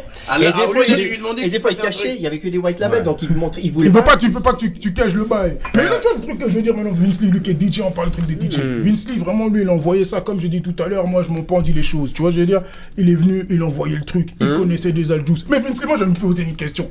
Comment ça se fait que toi, comme il dit, tu balances les sons, à un moment donné, tu coupais les sons trop rapidement. Tu te rappelles? Moi, ça me foutait la mort. Pourquoi il fait ça? Alors, Tu dis, c'est quoi ce juice? Il balance un son l'éternelle pouf, question. il balance un son Ça pouf. reste Je dis, encore mais aujourd'hui. qu'est-ce que tu fais? Moi, je venais des fois, je dis, oh, c'est comment Vince, tu fais quoi? Tu vois, je veux dire, explique-nous un peu C'est ça, un mec. truc que les gens n'aiment des fois pas, enfin des individus dans des soirées n'aiment pas. Mais en fait, ça, c'est une manière de mixer hip-hop. Ouais. Moi, mes idoles, ils mixent comme ça, frère. En fait, Non, mais Flex, lui, Kid mais Capri, à un moment donné, il a ça, tout. c'est juste pour te Angie, chauffer. Mr. C. Et bien après- Les mecs, c'est 8 mesures, c'est refrain. Toi, tu faisais couplet, 4 refrain. mesures, toi. Ouais. Lui, Regarde, tu vas finir, tu vas dire, je faisais une mesure. Il fait 4 mesures. On va vite, on va vite. Bon, il faut dire que Vitesse, quand il est vitesse. motivé, il va vite. Mais c'est aussi une manière de garder la Et patate. c'est une sorte de truc où tu te dis chaque scud que tu mets l'un après Surenchère. l'autre, il a plus de pression que c'est une surenchère. Ouais. Après, des fois, tu peux passer à il y a une côté, hein, dynamique que ça mais crée, il n'y a c'est pas de. une Ouais, ça, c'est- On connaît Juice, tu vois, nous, on a Si tu suivi. laisses nous- traîner le son toute la durée, au bout d'un moment, il y a une Je suis baisse d'accord. Et ça nous énerve, Je suis mais d'accord. même nous, hein. Attends, mais je suis d'accord, mais sauf que Vince Lee, c'est particulier. Oui, c'est vrai. Je suis obligé Mais nous, à la radio, Aujourd'hui, je vais peut-être un peu plus lentement. Non, Ah, il a ouais, changé, ouais, il a changé, il a ouais, changé. ouais. et nous, à l'émission, il met Sauf un dans les son, memories. on est là, ouais. Puis après, il coupe, on est là. Après l'émission, tu vois, il y a à le timing l'émission, et tout, je je peux mixais plus comprendre, tu longtemps, vois, il y a le timing et Non, tout. mais tu vois, même des à fois. l'émission, vu qu'on jouait Ah. les nouveautés, je les laissais plus longtemps. Comment ça se passe au niveau maintenant DJing, Des fois. les bangers, comment ça se passe? Parce que là, moi, je parlais, il y avait un moment donné, j'avais mon gars, comment il s'appelle? Purée, j'ai oublié même le blast, purée. Mais ça va revenir. Il me parlait en fait justement que la musique a changé, Oui. qu'il n'y a pas forcément justement les bangers comme avant. Avant, t'avais des street bangers, ça va être boum, tu balances. Maintenant, ça se passe Ce qui a comment au niveau beaucoup des... changé, Ce qui a Voilà, énormément c'est- changé. c'est déjà, explique-moi comme ce qui je a disais changé. avant, le 90% de ce qu'on kiffait, de ce qu'on jouait, il venait de New York ou des States, mais surtout de New York. Voilà. Et ça a été le cas après, dans les années 2000, tu as connu ce moment où Atlanta a Ouais, commencé à bien sûr. prendre le flambeau ou à reprendre le truc, mais c'est resté les States. Du coup, on était vraiment dans un bail où c'était toujours les States qui dirigeaient un peu le hip-hop mondial, les influences, les tendances et tout. Et puis là, depuis une dizaine d'années, maintenant, ça s'est vachement plus ouvert à d'autres. Tu vois, il y a beaucoup, le truc local marche beaucoup mieux. Chez nous, on le voit. Tu vois, Ouais, maintenant, bien tu as sûr. des mecs de chez nous qui percent et Ouais. tout, qui commencent à faire des sons, qui commencent à marcher à la fois ici, mais ailleurs. Le marché français, il est devenu énorme. Le marché allemand, il est énorme. Le marché français, il s'exporte grave ici. On écoute grave du rap français aussi en soirée. Aussi, le rap français et les autres types de rap sont devenus beaucoup plus club. Avant, il y avait que les Quinry qui faisaient danser. Voilà, ouais. Et ouais, les ouais, autres, c'est c'était vrai. plutôt la street, ou alors c'était des Ce trucs qu'on appelle underground. underground ou street machin, mais moins pour danser. Et là, en fait, dans tout le reste du monde, ça s'est upgradé en termes déjà de production. Ouais. Avant, les producteurs, c'était que aux States qui Ouais, étaient voilà. forts. Il y avait quelques mecs, un Yvan, un Sulibi, Seb, même. un Seb, des gars comme ça. Il y avait que quelques mecs à droite, à gauche Non, dans non, les autres pays qui c'est étaient fou forts. partout. Maintenant, dans tous les pays du monde, tu as des bons producteurs et le level général dans le monde entier a monté. Et ce qui est un peu triste, c'est que je trouve que le level des Quinry a baissé. Ça Ok, s'est d'accord. uniformisé et du coup, on a un peu perdu en originalité, mais globalement. Hein. Ça, c'est Ouais, génial. ouais, ouais. Mais les Quinry sont Et les Quinry soit sont moins effectivement créatifs, un complètement. côté peut-être un peu moins créatif, et surtout, Ouais. même chez eux, ça baigne moins. Ça, Les New-Yorkais, ils ont perdu c'est, leur identité. Alors les New Ouais, Yorkais, bah, non, mais les totalement, Quinry- ouais, les totalement. Quinry Mais ça, c'est un originales. autre sujet, ça, on peut... Genre là, ouais. les derniers, l'année passée, c'est la première année de ma vie depuis que je suis DJ où je me dis putain, cette année il n'y a pas un vrai banger Y a pas de banger. américain. Ouais, ouais, Il y a c'est ce qu'on pas m'a un dit. truc voilà, Quinry que ouais. tu joues Clairement. qui pète tout. Ouais, Le ouais, truc ouais. anglophone qui a tout pété C'est ça, l'année c'est passée, ça. le plus gros, c'était un truc anglais. Mais ça, c'est dû aussi au C'est marché. dangereux. Le dernier, c'est Pop Disque, Smoke, en vrai. en- Le dernier, Le dernier, voilà. c'était Pop Smoke. Et en fait, il y a C'était quoi c'est Pop Pop Smoke, Smoke, c'est Pop complètement Smoke, juste. ouais. Aux États-Unis, il y a un problème de Cardi B. renouveau dans les superstars. Il y a toujours du bon rap dans les trucs un peu plus underground, dans les trucs un peu plus niche. Mais en termes de rap, tu vois, je vais te dire mainstream, Ouais. qui parle au plus grand Tout le nombre. monde. Là, il y a vraiment un truc Ouais, ça où depuis Drake, Kendrick, Future, Travis, Cardi, Mhm. il y a pas eu vraiment un renouveau, Ouais, des ouais. nouveaux qui sont arrivés pour reprendre le flambeau et reprendre le truc et le ramener encore plus haut ou même au même level. Donc là, on attend toujours sur Drake, sur machin pour faire des hits, puis eux, Ouais. ils passent aussi à autre chose. Ouais. Heureusement, là, au stage, je dirais qu'il y a les go. Il y a vraiment un truc avec les meufs, la scène des rappeuses Ah ouais, qui est en tu train de trouves péter. Ouais, il y a Ouais. V'là les meufs. Et les meufs, je trouve qu'il y a le rap, Ouais. c'est beaucoup plus rap, c'est beaucoup plus en termes de rap, tu Bah, il y vois. a c'est pas Scar Whip, photo, là, c'est Scar qu'il a Whip, pas- t'as entendu d'elle. Voilà, elle assure, enfin il y a trop, que tu prends Cardi, Lato, Megan, il y en a des il y en a Glorilla. plein, et franchement Glorilla, et c'est du rap, c'est dur, les meufs elles rappent dur, ouais, elles sont elles rappent fâchées, plus là. dur que les mecs en ce moment. Ouais. Et du coup ça fait plaisir, mais quand même c'est assez Ice fou de Spice, voir ouais, ce ça. truc Ice Spice, Ice Spice. c'est assez fou de Ah, voir ce ouais. truc Quinry qui perd un peu de sa dominance aujourd'hui, et même aux States. Aux States, cette année, c'est la première année depuis 1998 où il n'y a pas un seul album de rap qui est sorti cette année, qui a atteint la place numéro 1 au Billboard. C'est la première fois. Là, ça fait 6 mois que l'année a commencé. Il n'y a pas eu encore un album de rap qui a atteint la première place. C'est historique, parce quand que- même, hein. ouais, En gros, on va finir parce que sinon on peut faire 25 ans ici. Parce que Allez. tellement on kiffe, tellement on est des passionnés. Downtown tellement- Boogie aujourd'hui, c'est plus une émission de radio, c'est un label de soirée. C'est ça aussi qu'il faut savoir, voilà, c'est ça aussi. Là, t'as vu, on n'est pas trop resté seulement dans le Downtown Boogie, on est vraiment resté dans la personne Très et bien. dans le hip-hop et tout. Tu Très vois ce bien. que je veux dire? Comme ça, les gens, après, s'ils veulent savoir ce qui se passe dans Downtown Boogie, il y aura peut-être des parties 2 avec ceux qui sont pas là, on sait jamais. Ou bien aller regarder, réseauter, googler l'affaire. On va Exactement. parler, t'inquiète pas, on va parler, il y a du petit malentendu, il n'y avait pas de bif. Il n'y avait pas de bif. Il y avait un malentendu. Et puis ça venait, je veux dire, et je drop sur ce qu'il était en train de dire, c'était que tu parlais que, voilà, au jour d'aujourd'hui, maintenant il y a des artistes qui commencent et ça joue les artistes locaux. Moi j'avais la rage. À l'époque, je trouvais qu'il y avait du monde. Mais Downtown Boogie, numéro 1 radio et tout, je trouvais que ça jouait pas trop les Mais artistes locaux. quelle est la première Tu radio vois qui t'a reçu? Tu vois, non, mais moi je parle pas par rapport à moi. Ah, ok. Là, je ne parle pas par rapport à moi. Regarde, il a essayé de mettre un coup de C'était une pied. question. Non, c'est une question. non, je parlais pas par rapport à moi. Tu vois, ça c'est des trucs, on va regarder au sous-sol. Et puis si ça va revenir, ça va revenir. Mais comme on a déjà parlé, fallait justement mettre aussi à plat, comme ça tout le monde sait un peu ce qui se passe. Sinon vous serez jamais venus, parce qu'on se kiffe, on a du Bien love, il y a du évidemment. partage. En tout cas, On est là voilà, pour la même passion. c'est ça. Et puis quand même, Downtown Boogie, dans l'émission radio, on a joué V'là le rap suisse, on a reçu V'là les rappeurs suisses. Ouais. Il y a toujours des gens qui vont pas être contents, peut-être qu'on les a pas reçus Normal. eux, ou qu'on n'a pas joué lorsque eux, mais Ouais. je pense qu'on a quand même fait le taf à ce niveau-là, et Clairement. on a reçu des dizaines, voire des centaines de rappeurs suisses. Ah bah, de Downtown on Boogie. avait un critère. C'était il fallait que l'album ou le produit soit sorti. Ce qui est différent d'aujourd'hui. Aujourd'hui, tu peux produire quelque chose et c'est pas sorti. À l'époque, il fallait que le produit soit sorti pour qu'on puisse légitimer le fait qu'on le passe à la radio. C'était le critère qu'on avait. Et l'autre critère, c'est qu'il fallait qu'il passe bien entre un morceau ricain, Oui, quand même. morceau suisse et un morceau ricain. Il faut pas que ça fasse. Tu vois, il fallait que ça. Toi, t'aimes trop les States, toi. Non, mais dans le sens, quand il dit ricain, c'est en termes de qualité. Ça veut Ouais, pas je dire vois en ce que termes, tu en termes veux de style. Ça veut dire en termes de qualité, il fallait que ce soit, Au même niveau que, les morceaux qu'on d'un passait. certain niveau. Et puis pour parler du rap suisse, je pense que le rap suisse, il y a toujours eu des mecs qui rappaient super bien, qui étaient super forts, mais le level général, aujourd'hui, il est bien Il a- plus élevé. il est Ça beaucoup c'est plus élevé sûr, qu'il y a ça 20 on ans. va rien Avant, dire. il y a Ouais, 20 c'est sûr. ans, il y a 15 ans, t'avais Vlad, Ça, il y avait, ça, pas, c'est il y avait sûr. des trucs qui sortaient en vinyle, Qui étaient ou pas en- bons. qui étaient vraiment Les pas trucs bons. étaient pas Ouais, bons. ça, Aujourd'hui, c'est c'est sûr. complètement différent. Non, Le c'est niveau- Il y a différent, aussi c'est des différent. trucs pas bons, évidemment, mais le level général, il est quand même bien plus haut. Après, je te dis pas, dans les meilleurs rappeurs d'aujourd'hui, les meilleurs rappeurs de l'époque regardent les meilleurs rappeurs Tout à d'aujourd'hui fait. dans les yeux. Il n'y a pas de Non, souci avec mais ça. dans la moyenne, Mais il y a dans la raison. moyenne, il y a un truc quand même. Mais ça on est tous d'accord. Ça, on est tous d'accord. Mais maintenant, justement, on va conclure et on va finir. Avec Et plaisir. puis là, maintenant, je vais vous remercier par rapport à Merci cette à toi, invitation. Merci à Ah, toi. merci d'être Ça fait venu au plaisir. Parlement, déballer ce que Merci, vous avez. Président. Ça fait vraiment plaisir. Merci Merci à au toi. Parlement. Nouveau Merci. président. Voilà, on Mais est là. j'ai une question On est pour prêt. toi. Est-ce que c'est vraiment est-ce que c'est une démocratie ou c'est une dictature le Parlement Mais mec, Est-ce mais qu'il mec, reçoit tout le monde ici? mais Oh mec, oh le film est réel, le game est truqué, ça va se savoir. En tout cas, le peuple, vous avez entendu, on était là avec les piliers du mouvement hip-hop Vous avez ici en remarqué qu'il Suisse. n'a pas répondu. Ah, hein. voilà. Vous inquiétez pas, on va regarder ça sur Instagram. Vous savez comment vous pouvez nous suivre. Vous allez liker et puis on va checker ça. Vous allez avoir la réponse là-dedans. On est d'accord? Merci.